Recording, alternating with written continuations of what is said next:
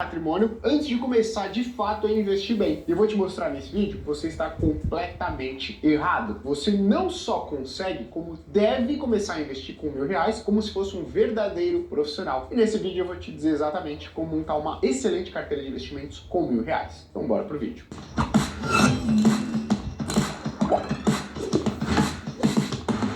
Antes de começar esse conteúdo, deixa eu te falar. Meu nome é Guilherme Canhoto, para quem não conhece, eu sou estrategista da Speech e você pode me seguir nas redes sociais lá no Instagram com o nome gui.cadonhoto, tá certo? Vai estar aparecendo aqui embaixo o meu arroba, então me siga lá se você quer ter mais conteúdo sobre investimentos, educação financeira, economia. Quase todos os dias eu abro caixinha de perguntas, você pode tirar suas dúvidas também por lá. Agora, qual que é a primeira objeção de quem tem apenas R$ 1.000 para montar uma carteira de investimentos? Antes, deixa eu fazer um adendo. Eu tô falando aqui de montar uma carteira de investimentos, mas tem um passo antes de você começar a montar sua carteira de investimentos, que é o quê? Sua reserva de emergência. Então, antes de você começar a montar sua carteira de investimentos, de fato, ter exposição em renda fixa, ações, fundos imobiliários, investimentos internacionais, você precisa de fato montar sua reserva de emergência. O que é a sua reserva de emergência? Lembrando os conceitos simples, é aquele valor que vai ficar aplicado em ativos com baixo risco e alta liquidez e que fiquem necessariamente disponíveis para você resgatar a qualquer momento. Por que isso é importante antes de você montar a sua carteira de investimentos? Porque se você perde a sua principal fonte de renda, independentemente do momento da economia e do mercado que nós estejamos vivendo, você vai ter um dinheiro ali garantido para cobrir algumas despesas fixas mensais por alguns meses. Então qual que é o valor que eu tenho que ter aplicado na minha reserva de emergência? Ele vai variar entre 3 a 12 meses das suas despesas fixas mensais. Então vamos supor que a sua despesa fixa mensal seja de R$ 2.000. Entre aluguel, por exemplo, que você divide com alguém que mora com você, e mercado, R$ 2.000. O que você tem que fazer? Ter de 3 a 12 vezes esse valor aplicado em títulos de baixo risco e alta liquidez. Recomendações sobre ativos bons para reserva de emergência: Tesouro Selic e Fundo DI taxa zero. Depois de você montar a reserva de emergência, é aí que você parte para montar a sua carteira de investimentos. Poxa, Gui, eu quero que minha reserva de emergência ela renda mais do que o Tesouro Selic, do que a taxa do CDI, do que a taxa Selic. Posso fazer isso? Não. Por quê? Normalmente, os momentos mais desafiadores para ativos de risco, como ações, fundos imobiliários, títulos pré-fixados, indexados à inflação, ocorrem concomitantemente, ou seja, ao mesmo tempo de crises econômicas. Então veja só, a economia brasileira pode passar por uma crise que vai afetar os ativos brasileiros, como ações, fundos imobiliários e outros títulos de renda fixa que não o Tesouro Selic.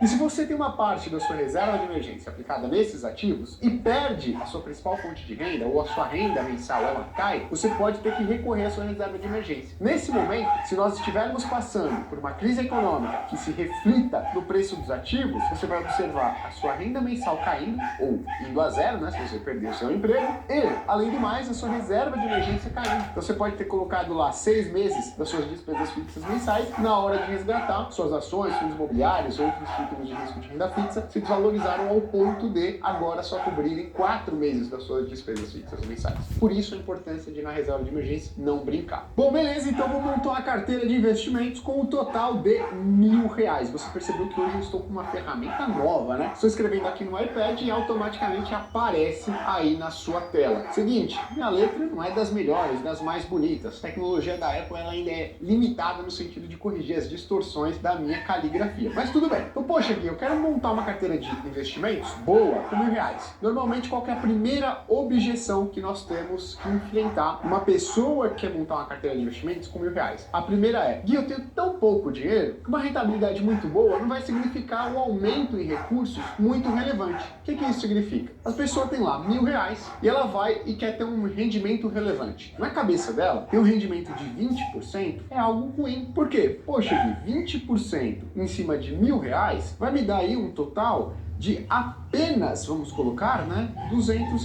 Pô, Gui, investir, fazer toda uma diversificação, montar uma carteira de investimento, ter uma rentabilidade, um ganho de capital, uma valorização do meu patrimônio de apenas R$ 200, não é algo muito legal, não sei se é vantajoso. Primeiro ponto mais importante: aprenda a investir bem o seu dinheiro desde o começo. Isso significa que você deve montar uma carteira de investimentos profissional mesmo com poucos recursos. Sabe por quê? Porque se você acerta com pouco dinheiro, você vai acertar com muito dinheiro. É aí que a gente entra na dica número 2. Sempre enxergue o rendimento da sua carteira em termos percentuais e não em termos financeiros. Por quê? Porque se você observar o possível ganho que você possa ter em termos financeiros, quando você investe R$1.000, 20% ao ano vai parecer pouco. Por quê? Você vai ganhar apenas, de novo, entre parênteses, R$200. Só que se você for olhar em termos percentuais, uma rentabilidade de 20%, ela é próxima a um dos maiores investidores do mundo ao longo dos últimos anos, Warren Buffett. A rentabilidade anual média do Buffett é levemente superior a 20% ao ano. Ou seja, se você olhar em termos financeiros, R$200 vai parecer um ganho muito pequeno. Mas se você olhar em termos percentuais, a sua carteira está se valorizando em um ritmo tão relevante quanto a um dos maiores investidores do mundo, tá certo? Então observe sempre o rendimento da sua carteira em termos percentuais. E aí, por quê, Gui? Porque se você observar o retorno da sua carteira em termos financeiros, você vai fazer algo que muitas pessoas fazem. Na verdade, a maioria das pessoas que começam a investir com pouco dinheiro fazem, que é o quê? Correr muito risco com o seu dinheiro. Como isso acontece? A pessoa que começa a investir com R$1.000, ela não quer ganhar R$200, ela não quer ganhar R$300, ela quer ganhar R$500, ela quer ganhar R$1.000, ela quer ter uma taxa de retorno de 50%, ela quer ter uma taxa de retorno de 100% em um ano, para que isso de fato impacte de maneira relevante o seu patrimônio. O que acontece? Quando você necessariamente quer obter uma taxa de retorno de 50%, de 100% em um ano, você tem que estar disposto a correr um risco muito relevante. Ou errou, perdeu 10, 20% do seu patrimônio, observou uma desvalorização de R$100, R$200.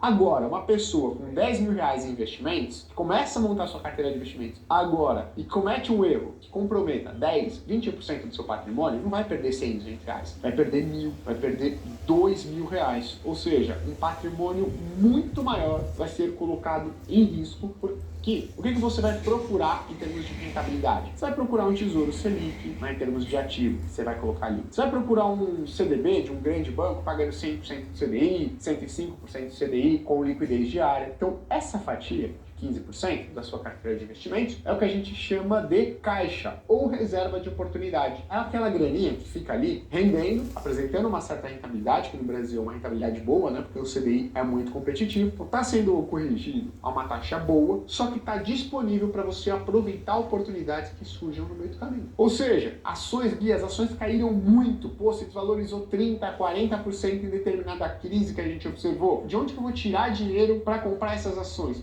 Gui, eu não estou conseguindo aportar todos os meses, não estou conseguindo aportar dinheiro novo. O que eu faço? Você vai resgatar justamente dessa parcela aqui, de pós-fixados. Certo? Então 15% do seu dinheiro tem que ficar aqui. Quanto que é o equivalente a isso? É R$150. Tá? Então R$150 vão ficar em renda fixa pós-fixado. Bom, só que olha só, sua carteira não é formada simplesmente por ativos de renda fixa pós-fixado. Você também tem outras fatias dentro do seu portfólio, da sua carteira de investimentos profissional. 20% do seu recurso, e aqui as fatias estão desproporcionais, mas não liga aqui para as fatias, liga de fato para os percentuais, tem que ficar no que a gente chama de renda fixa dinâmica. O que é a renda fixa dinâmica? A renda fixa dinâmica é aquela parte do seu patrimônio que vai ficar no quê? Vai ficar em ativos que são pré-fixados e indexados à inflação, ou os famosos IPCA+. Poxa, Gui, mas será que esses ativos eles são de fato rentáveis? Se a gente for olhar o histórico dos ativos pré-fixados e dos ativos indexados à inflação, a gente vai ver que em janelas de tempo de no mínimo 2, 3 anos, elas superam de maneira consistente o CDI, que é o índice.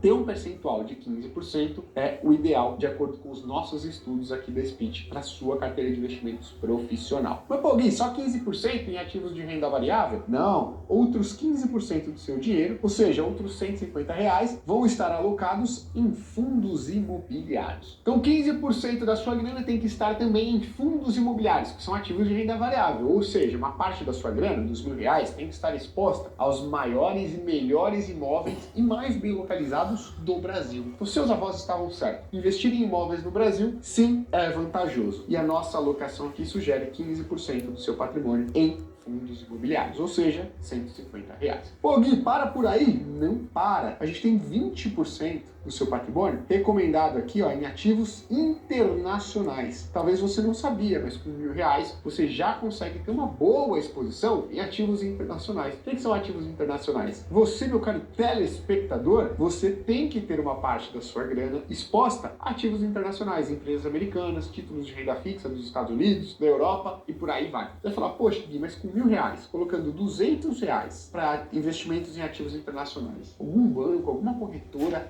vai aceitar que eu invisto em ativos lá fora? Será que eu sou um bom cliente para essas pessoas? Sim, você consegue se expor com R$200 ativos internacionais. Então, você precisa ter uma parte da sua carteira em ativos internacionais. Uma outra objeção de quem está começando a investir pouco dinheiro nessa parte aqui, fala, pô, Gui, mas ativos internacionais já vai ter um risco um pouco maior, e aí é muita oscilação para o meu gosto, não quero. Mas olha só, segundo todos os nossos estudos, você ter uma parcela de 20% do seu dinheiro em ativos internacionais vai fazer com que a sua carteira de investimento seja mais eficiente. O que é mais eficiente? Traga uma expectativa maior de retorno com o menor risco. E isso acontece muito por conta da exposição em dólar. Quando você investe em ações lá fora, em ativos de renda fixa lá fora, esses ativos eles são negociados em dólar. E o que acontece? Poxa, quando a gente tem uma crise econômica no mercado, política institucional aqui no Brasil, ações se desvalorizam, fundos imobiliários se desvalorizam, ativos da renda fixa dinâmica se desvalorizam,